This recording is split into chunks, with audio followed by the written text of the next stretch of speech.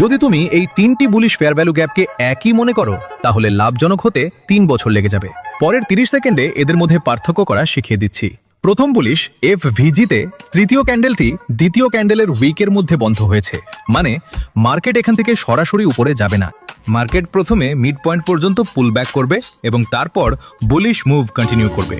দ্বিতীয় fair value গ্যাপে তৃতীয় ক্যান্ডেল দ্বিতীয় ক্যান্ডেলের উইক থেকে বেশ উপরে ক্লোজ হয়েছে, মানে বায়ার্স খুব স্ট্রং। তুমি এখানে ধরে নিতে পারো যে মার্কেট এখান থেকে পুল ব্যাক দিবে না, সরাসরি বুলিশ মুভ চলতে থাকবে। এই কারণেই একে ব্রেকআওয়ে গ্যাপও বলা হয়। তৃতীয় বুলিশ ফেয়ার ভ্যালু গ্যাপে তৃতীয় ক্যান্ডেলটি দ্বিতীয় ক্যান্ডেলের ভিতরে বন্ধ হয়েছে, এর মানে হলো বিক্রেতারা অনেক শক্তিশালী।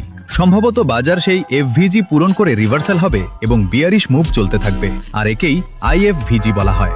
আর ফেয়ার ভ্যালু গ্যাপের বিস্তারিত PDF চাই, তাহলে ফলো করে কমেন্ট করো FVG। ফলো